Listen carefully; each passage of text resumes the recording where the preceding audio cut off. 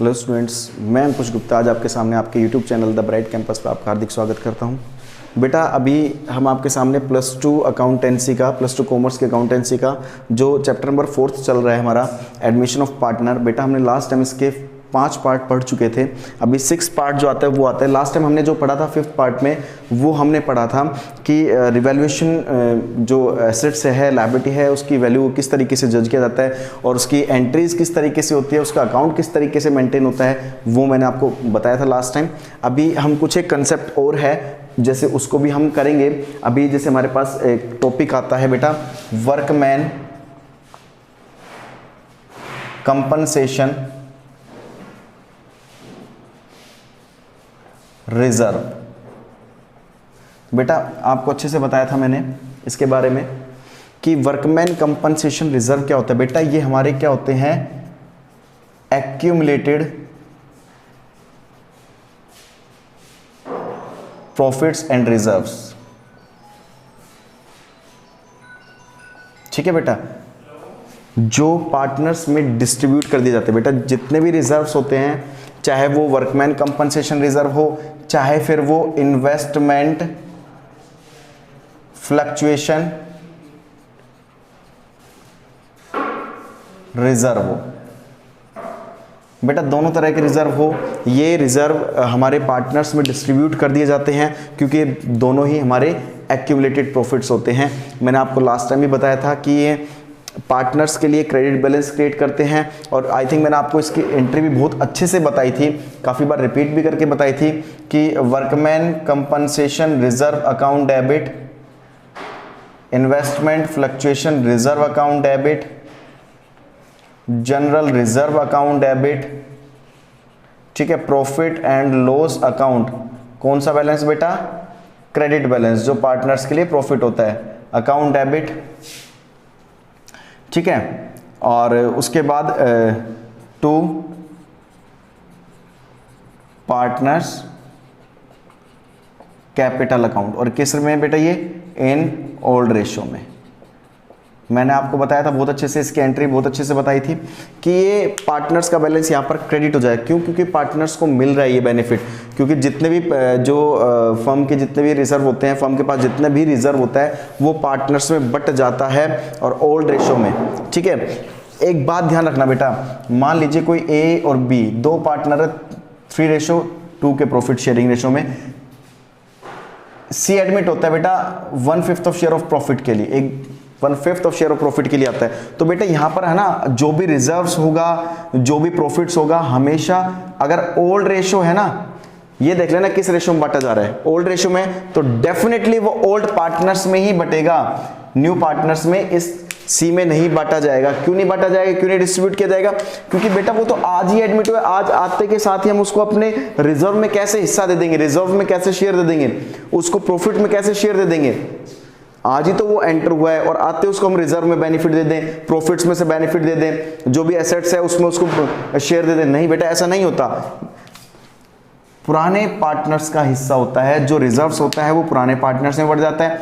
मान लीजिए अगर सी भी पुराना पार्टनर है, 3:2:1 है, मान लीजिए इनका ए बी सी तीनों का, डी एडमिट होता है 1/5 ऑफ शेयर या कुछ भी हो सकता है, शेयर कितने शेयर के लिए भी आ सकता है वो। तो बेटा इतना ध्यान रखना कि फिर ये ए बी और सी में बटेगा। कैसे बांट देंगे, workman compensation reserve account debit, investment fluctuation reserve account debit, general reserve account debit, profit and loss account debit.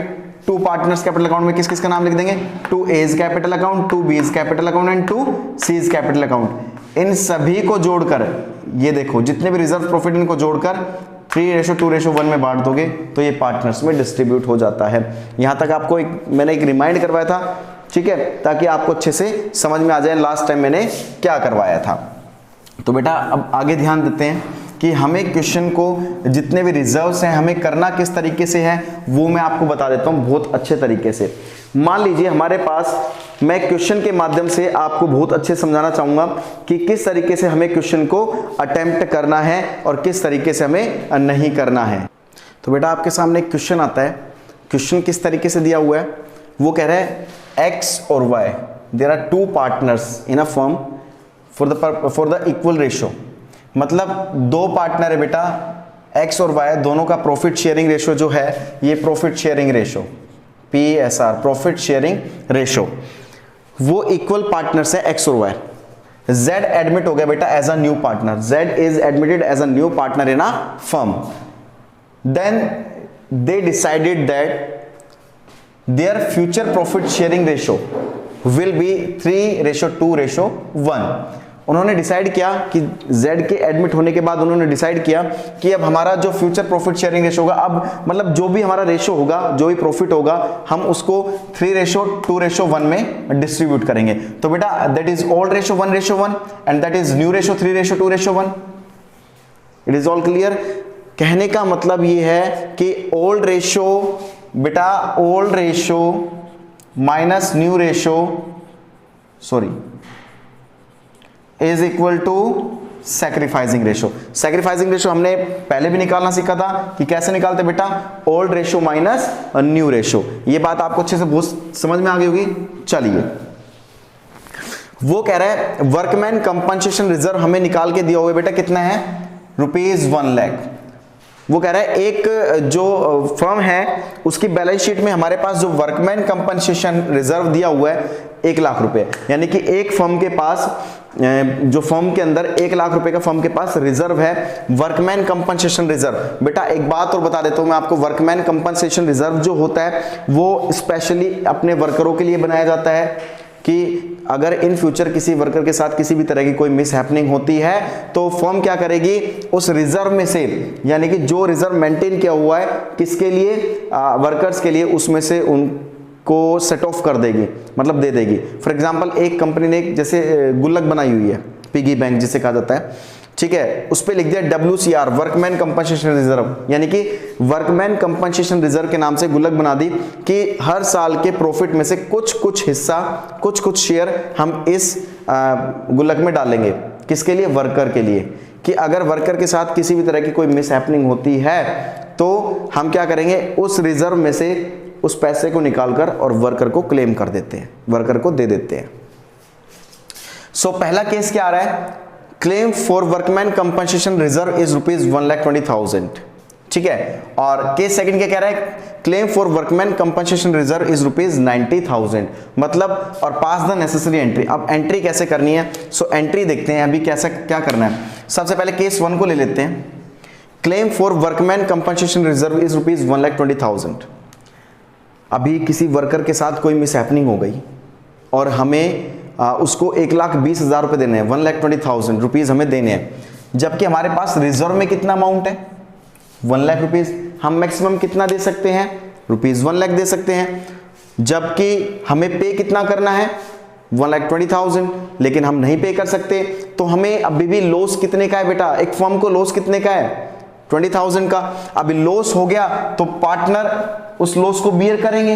आपको अच्छे से पता है जो लॉस हो गया फर्म के अंदर कौन होते हैं बेटा, पार्टनर्स होते हैं। और पार्टनर में कौन कौन, एक्स और वाई, ओल्ड पार्टनर्स ही करते हैं। रिजर्व में भी उनका हिस्सा होता है और लॉस में भी उन्हीं का ही हिस्सा होगा। तो चलिए, कहने का मतलब क्या है, पार्टनर्स को लॉस बियर करना है। पार्टनर्स के लिए लॉस हो गया, पार्टनर्स का बैलेंस क्या हो जाएगा बेटा, डेबिट। एंट्री क्या कर देंगे, केस नंबर 1 की, X capital account debit, Y's capital account debit to revaluation account. क्यों बेटा रीवैल्यूएशन, क्यों, क्योंकि बेटा लॉस हो गया है उनको, ठीक है। लॉस कितने का हुआ है बेटा, 20,000 का, ठीक है। अभी 20,000 को इनके ओल्ड रेशो, मैंने हमेशा बताया ओल्ड रेशो में डिस्ट्रीब्यूट कर दिया जाता है बेटा। कोई भी एक्यूमुलेटेड प्रॉफिट्स हो, एक्यूमुलेटेड लॉस हो, तो 20,000 का इनका पुराना रेशो कितना है, ओल्ड रेशो 1:1 है, 1:1 में 10,000 एंड 10,000। ये बेटा आपको अच्छे से बात समझ में आ गई होगी। इसको पर्टिकुलर एक फॉर्मेट के अकॉर्डिंग करना है, ठीक है। इसकी नरेशन भी कर देना, आप चाहो तो बेटा इसका स्क्रीनशॉट भी ले सकते हो, ठीक है। अभी मैं केस सेकंड करने जा रहा हूं आपके सामने। केस सेकंड में क्या होगा बेटा कि उसने कह रखा है केस सेकंड में कि claim for workman compensation reserve is ₹90,000। मतलब जो वर्करों को जो क्लेम करना है, किसी वर्कर के साथ कोई मिसहैपनिंग होगी, मिसहैपनिंग इतनी हुई कि बस उसको 90,000 रुपये पे करने हैं, 90,000 उसको पे करने हैं हमें अभी भी, और हमारे पास रिजर्व में कितना अमाउंट है 1 लाख, क्या हम इजीली पे कर सकते हैं? डेफिनेटली हम पे कर सकते हैं, क्योंकि हमारे पास 1 लाख रुपीज रिजर्व में मेंटेन है, 90,000 पे करने, पे कर देंगे। अब भी मेरे पास रिजर्व कितना बच जाएगा? अगर 1 लाख का रिजर्व था, उसमें से 90,000 मैं पे कर दूंगा, तब भी मेरे पास रिजर्व कितना रह गया? 10,000। और 10,000 किस में बांट देंगे बेटा? एक्स और वाई में, ठीक है। अभी रिजर्व जब बांटते हैं, वर्कमैन कंपनसेशन रिजर्व की एंट्री क्या होती है? Workman compensation reserve account debit to X capital account and to Y capital account. क्योंकि ये अभी पार्टनर्स में बढ़ जाएगा, क्योंकि अभी भी फर्म के पास तो 10,000 का रिजर्व बचा हुआ है, वो पार्टनर्स में बढ़ जाएगा। पार्टनर्स के लिए इनकम है, इनकम है तो पार्टनर्स का बैलेंस क्रेडिट हो जाएगा। वर्कमैन कंपनसेशन कितने का होगा बेटा? 10,000 का बच रहा है, वो दोनों में बांट देना equal, 5,000 and 5,000 in old ratio में। ठीक है बेटा, ये बात समझ में आ गई अच्छे से एंट्री। आप चाहो तो बेटा इसका स्क्रीनशॉट भी ले सकते हैं। तो बेटा आपके सामने एक क्वेश्चन ये भी आ रहा है, एक क्वेश्चन है हमारे सामने कि A B and C, A B C तीनों का प्रॉफिट शेयरिंग रेशियो बेटा 2:1 है। Z is admitted as a new partner for 1/4 of the share of profit.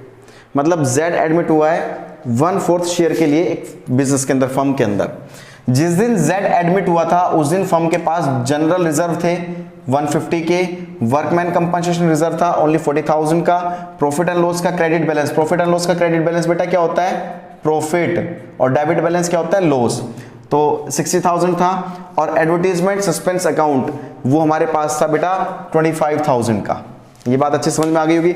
अभी आपको मैंने बहुत अच्छे से बता रखा है, हम आइडेंटिफाई करते हैं कि हमारे पास कौन कौन से इन चारों में से एक्यूमुलेटेड प्रॉफिट्स हैं और कौन कौन से हमारे पास लॉस है। सो बेटा फर्स्ट जनरल रिजर्व, ये पार्टनर के लिए एक्यूमुलेटेड प्रॉफिट है। वर्कमैन कंपनसेशन रिजर्व, ये भी एक्यूमुलेटेड प्रॉफिट है। प्रॉफिट एंड लॉस का credit balance, it means profit, ये भी एक्यूमुलेटेड प्रॉफिट है। और एडवर्टीजमेंट सस्पेंस अकाउंट, ये एक्यूमुलेटेड लॉस है। ठीक है, एक्यूमुलेटेड प्रॉफिट्स और एक्यूमुलेटेड लॉस की मैंने आपको बहुत अच्छे से एंट्रीज बता रखी है, आपको कोई डाउट भी नहीं होगा। तो एंट्रीज आप अच्छे से कर सकते हैं। ये क्वेश्चन आपके लिए है, मैं आपको दे रहा हूं। ठीक है, आप चाहो तो इसका स्क्रीनशॉट ले सकते हैं। वैसे अगर फिर भी मैं आपको नहीं आएगा समझ में तो मैं बता देता हूं आपको करना क्या है कि जनरल रिजर्व हो गया, वर्कमैन कंपनसेशन रिजर्व हो गया, प्रॉफिट एंड लॉस अकाउंट हो गया, प्रॉफिट, ये तीनों ही पार्टनर्स के लिए क्या है? प्रॉफिट है, और तीनों पार्टनर्स में डिस्ट्रीब्यूट हो जाते हैं। तो पार्टनर्स के लिए इनकम होगी तो पार्टनर्स का बैलेंस क्या हो जाएगा? क्रेडिट हो जाएगा। फॉर एग्जांपल कैसे? Workman compensation reserve account debit,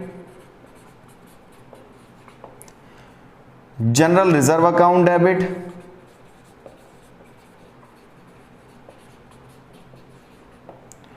profit and loss account debit,